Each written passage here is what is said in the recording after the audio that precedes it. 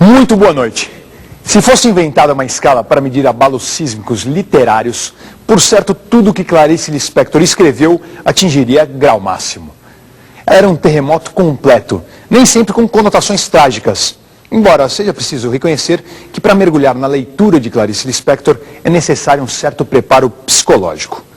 Com ela não existe meio termo para o leitor. Vencido o primeiro estranhamento, não há como não se render à sua escrita indefinível, mágica, que muitos tomam com certo exagero como feitiçaria. Mistura de prosa, confissão, discursos internos e poesia, Clarice sempre soube resolver os nossos mais secretos medos. Sempre esteve perto da legião estrangeira que se esconde dentro de nós. Os 30 anos incríveis de hoje mostram uma histórica entrevista que ela concedeu em 1977 ao jornalista Júlio Lerner.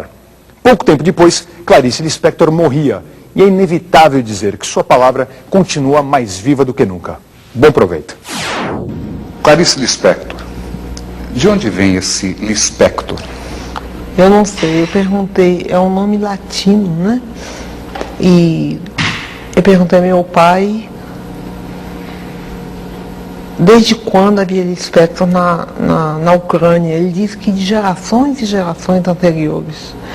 Eu suponho que o nome foi rolando, perdendo algumas sílabas e se transformando nessa coisa que parece uma coisa lis no peito, em latim, flor de lis.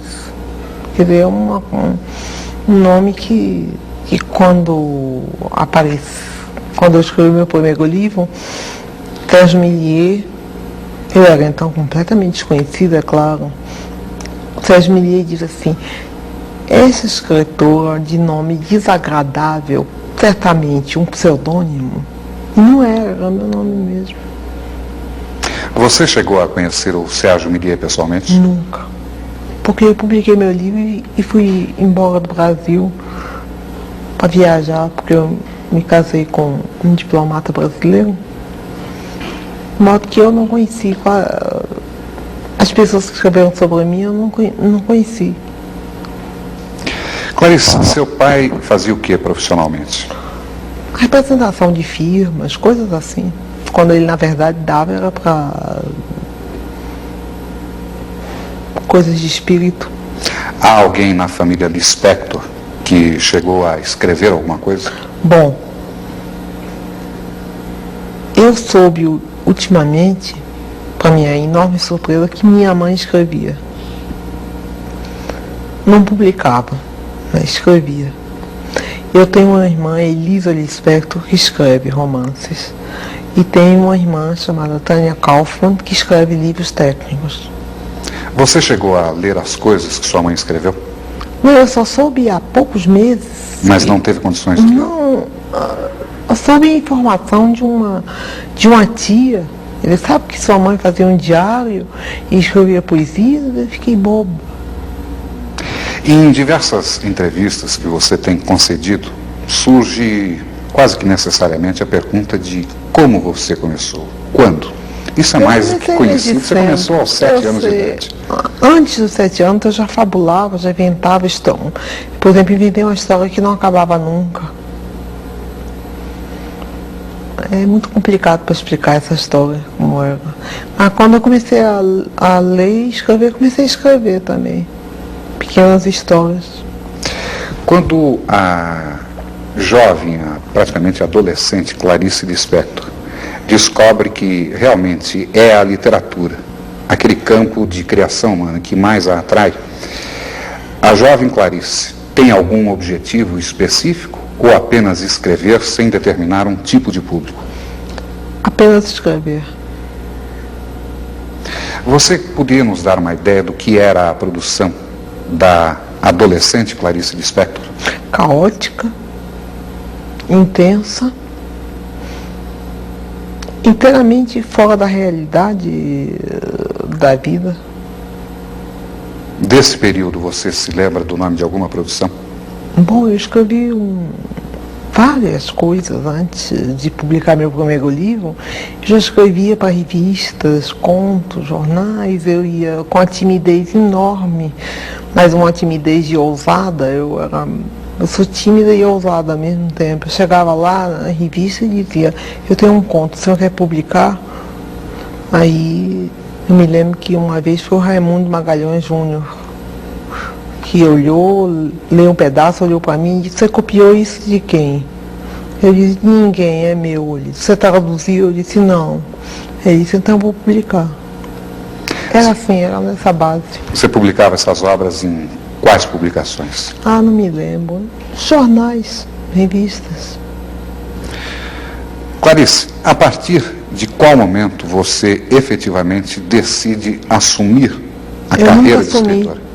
Eu nunca assumi. Por quê? Eu não sou uma profissional, eu só escrevo quando eu quero. Eu sou uma amadora e faço questão de continuar a ser amadora. Profissional é aquele que tem uma obrigação consigo mesmo de escrever. Ou então com o outro, em relação ao outro. Agora eu faço questão de não ser um profissional, para manter minha liberdade. A sua produção ocorre com frequência? Ou você tem períodos de produzir intensamente? Tem período de produzir intensamente, tem períodos hiatos, em que a vida fica intolerável. Esses hiatos são longos ou não? Dependem, pode ser longos, e eu vegeto nesse período. Ou então eu, para me salvar, me lanço logo numa outra coisa, como por exemplo, acabei a novela, estou meio louca, então estou fazendo a história para criança. Como é que você explica a Clarice Lispector voltada para a literatura infantil? Eu não sei, começou com meu filho, quando ele tinha 6 anos de idade, 6 não, 5, me ordenando que eu escrevesse uma história para ele. Eu escrevi. Depois eu guardei e nunca mais liguei. Até que me pediram um livro infantil e eu disse que eu não tinha, inteiramente esquecida daquilo. Era tão pouco literatura para mim, eu não queria usar isso para publicar nada, era para o meu filho. Mas aí lembrei, bom, tenho sim, então foi publicado. Eu tenho 3 livros de literatura infantil e estou fazendo o 4º agora. É mais difícil você se comunicar com o adulto ou com a criança? Quando eu me comunico com criança, é fácil, porque eu sou muito maternal. Quando eu comunico com adulto, na verdade estou me comunicando com o mais secreto de mim mesma. Aí é difícil, né? O adulto é sempre solitário? O adulto é triste e solitário, né? E a criança? A criança tem a fantasia, né, solta. A partir de que momento, de acordo com a escritora, o ser humano vai se transformando em triste e solitário?